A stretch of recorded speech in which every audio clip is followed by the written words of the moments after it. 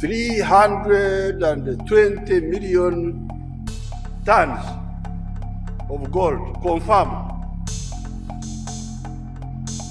worth 12 point something trillion dollars. In the heart of Africa, a discovery has been made that could rewrite the economic story of a nation and rattle global markets.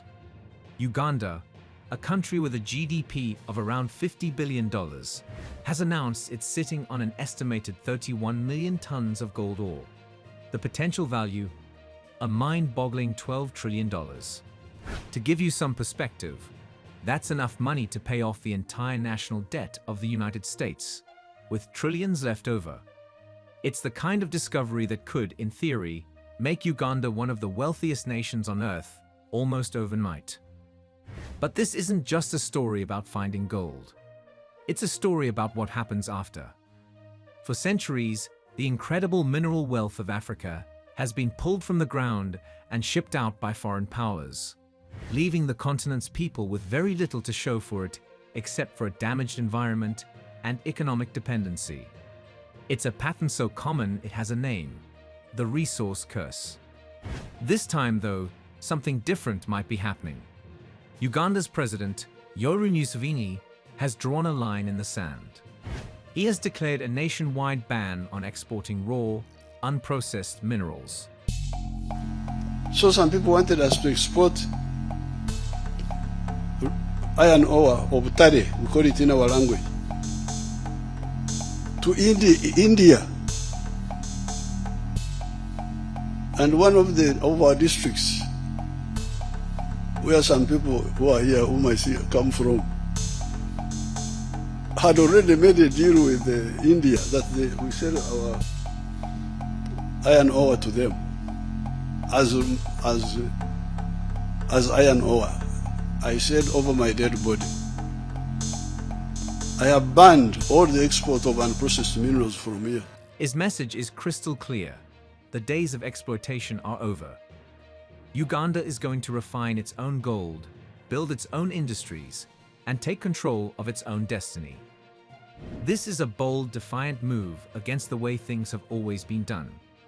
It's a gamble that could rocket Uganda to unheard-of prosperity or spark a conflict with the very powers that have run the global mineral trade for generations. The world is watching, because what happens in Uganda probably won't stay in Uganda. It could set a new precedent for all of Africa. To really get why Uganda's decision is such a big deal, you have to understand the painful history of resource extraction in Africa. The continent is arguably the richest on the planet when it comes to natural resources. It holds a huge chunk of the world's diamonds, gold, oil, and critical minerals like cobalt and coltan, the stuff that's essential for our smartphones and electric cars. And yet, this massive wealth has, paradoxically, fueled poverty, war, and instability. That's the resource curse in action. For centuries, the business model has been brutally simple. Foreign companies, often backed by their powerful governments, show up with the technology and the money. They dig up raw materials, ship them overseas to be processed, and then sell the finished products back for a massive profit. The host countries, they're often left with a tiny fraction in royalties, wrecked landscapes, and communities pushed off their ancestral lands. The money flows out, the nation's most valuable assets are gone, and its people are left poor. Just think of the diamond fields of Sierra Leone that funded a horrific civil war, or the oil-rich Niger Delta, where decades of drilling have led to catastrophic pollution with little to no improvement in the lives of the local people. Or look at the Democratic Republic of Congo, a country with unimaginable mineral wealth that's been torn apart by conflict, partly fueled by the scramble for its resources. In so many of these cases, the vast majority of the wealth never even touches the national treasury or its citizens. It's lost to what President Museveni calls economic leakage, a system where foreign companies get rich while the country of origin is stuck at the bottom of the food chain. Uganda is no stranger to this. Its mining sector has long been dominated by small-scale, informal operations making it tough for the government to regulate the industry or collect taxes. The country has also been a major hub for gold smuggled from conflict zones in neighboring countries like the DRC and South Sudan, making it even harder to build a transparent and beneficial industry. This history isn't an accident. It's a feature of a global economic system. So when Uganda announced its massive gold discovery, the world expected the same old story. But President Museveni has decided to tear up the script. President Yoweri Museveni has long insisted that Uganda must stop exporting its wealth in the form of raw materials, a policy he has emphatically reinforced. His government officially banned the export of unprocessed minerals, a directive aimed squarely at raw gold. If you cannot process minerals from Uganda, leave them alone, he declared. Our children will use them in the future. Let them stay in the ground. Let them stay in the ground. When the grandchildren come, they will get them out. This wasn't just talk. It was a direct challenge to a system that has been in place for centuries. The whole move was framed as a patriotic and strategic pivot to stop the bleeding of Uganda's wealth. The logic is simple, but the implications are huge. By forcing minerals to be processed locally before export, Uganda can capture a much bigger piece of the profit. For example, a ton of unprocessed vermiculite might sell for about $25. But that same ton, once processed, can fetch over $400. That difference is the value, and the jobs and industries that come with it, that has been leaving the country for generations. By refining its own gold, Uganda could turn a simple commodity into a launchpad for industrialization. But this move is a huge gamble. For starters, it could scare off the very foreign investors Uganda needs. Building a domestic refining industry isn't easy. It takes billions of dollars, advanced tech, and a skilled workforce, all things Uganda is still working on. Then there's the threat of international pushback. Powerful countries and corporations have a vested interest in keeping things as they are. Any nation that tries to change the rules can expect pressure, whether it's economic sanctions, bad trade deals, or political isolation. And the biggest challenges might be right at home. Uganda's mining sector has been riddled with corruption and weak oversight. A 2024 Auditor General's report dropped a bombshell. In the 2023/24 financial year, gold worth over $3 billion was exported without the proper permits. This resulted in tens of millions of dollars in unpaid taxes and levies. For Museveni's plan to work, his government has to build a new industry while cleaning up an old one. It needs to crack down on illegal mining and smuggling, and make sure the benefits actually reach the thousands of small-scale miners who depend on this work to survive. It's a high-stakes tightrope walk between national pride and economic reality. The big question is, can they pull it off? So, declaring a ban is one thing, but how do you actually make it happen? Uganda's strategy to turn raw gold into real national wealth is ambitious, and it's already underway. The government isn't just sitting back and waiting. It's actively chasing investors with a clear plan. That plan relies on getting foreign investment, not just for digging, but for the whole value chain, from the mine to the refinery to finished products. A key piece of this puzzle is the Chinese firm Wagage Mining Limited, which has poured $200 million into developing a massive mine and a brand new refinery in the Busia district. This one project is a perfect example of Uganda's larger goal. It's expected to create 3,000 direct jobs, giving a major economic shot in the arm to the local community. The refinery itself, which was expected to begin production in 2024, is a huge step toward adding value locally. Instead of shipping raw dirt out of the country, Wadagai will be producing pure gold bars, refined to international standards, right there in Uganda. And it's not just China. Uganda is successfully pulling in investors from the United Arab Emirates, Canada, and South Africa, tempting them with incentives like tax breaks. President Museveni has personally promised to help investors who commit to local processing, offering them cheaper electricity and help with getting mining licenses. He's made it clear that licenses will only go to companies that add value in Uganda, not to opportunists just looking to dig and run. The government even created the Uganda National Mining Company to manage the country's stake in its own resources. Beyond the big industrial projects, the government is also trying to formalize the thousands of artisanal and small-scale miners.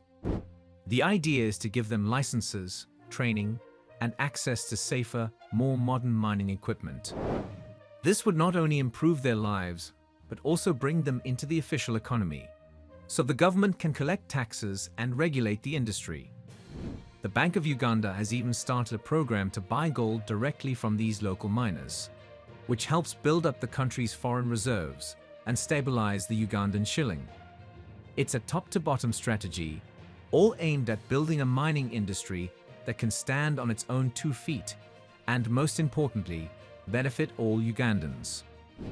A gold discovery of this size doesn't just have the power to change Uganda. It could shake up the entire global gold market. Like any commodity, gold's price is all about supply and demand. The current estimate of all the gold ever mined in human history is about 200,000 metric tons. Uganda is claiming that its discovery of 31 million tons of ore could eventually yield over 320,000 tons of refined gold. If even a fraction of that new gold hit the market quickly, it could, in theory, cause a major drop in global gold prices. This would be a big deal for investors who use gold as a safe haven asset to protect their wealth in uncertain times. It would also affect central banks all over the world that hold huge amounts of gold in their reserves. A sudden drop in value would have widespread consequences. However, a few things make an immediate market crash unlikely. First, there are big questions about how accurate those initial estimates are. While the discovery of 31 million tons of gold ore is confirmed, how much refined gold can actually be extracted from it is still up for debate and needs more verification. Second, getting this gold out of the ground won't be fast or easy. A lot of it is in the remote Karamoja region, which doesn't have the roads or reliable power needed for huge mining operations. Building that infrastructure will take years and a ton of money. Finally, the Ugandan government has every reason to be careful about how it releases its gold onto the market. A price crash would hurt Uganda just as much as any other gold producer. It's much more likely they will aim for a slow and steady increase in production to maximize their profits over the long run without crashing the market. Still, the discovery has undeniably shifted the center of gravity in the gold world. Uganda's gold exports have already skyrocketed, even before these new mines are fully running. Gold has become the country's top export, and its export earnings from the metal climbed over 42% between March 2024 and March 2025. As Uganda's new refineries come online and production ramps up, the country is on track to become a major force in the global gold trade, giving African nations a much more powerful voice on the world stage. The story of Uganda's gold is really about the future of global power and Africa's role in it. It's a complicated issue with a deep history and huge consequences for the future. To keep up with developments like this and understand the forces shaping our world, make sure you subscribe and hit the notification bell. Your support helps us keep bringing you in-depth analysis of the stories that really matter. Uganda is standing at historic crossroads. A potential $12 trillion gold discovery offers a once-in-a-generation chance to finally break the resource curse and build a new future of prosperity and independence. President Museveni's bold decision to ban raw mineral exports is a powerful declaration of economic freedom.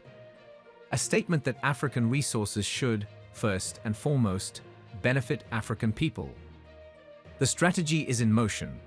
Bring in investment for local refining, build new industries, create jobs, and formalize the small-scale mining sector. Projects like the Wagagay refinery are real proof that this isn't just a fantasy. If Uganda succeeds, it could write the playbook for other resource-rich nations on the continent.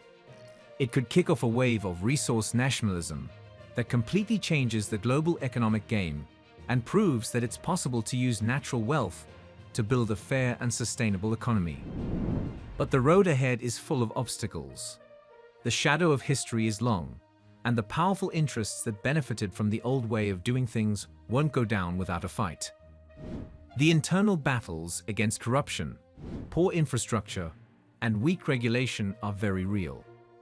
There's a legitimate fear that this newfound wealth could be wasted through bad management, or just end up making a small elite even richer, leaving most Ugandans behind. A story that has played out time and time again. The final outcome is anything but certain. Will Uganda become the next great economic success story? Or will it be another cautionary tale, a victim of the very treasure it sits on? The next few years will decide.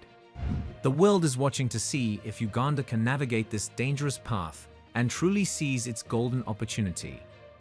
The story of Uganda's gold is still being written, and its final chapter will have consequences for us all. Tell us what you think in the comments section below, and please do not forget to like and subscribe for more informative videos like this one. Thanks for watching.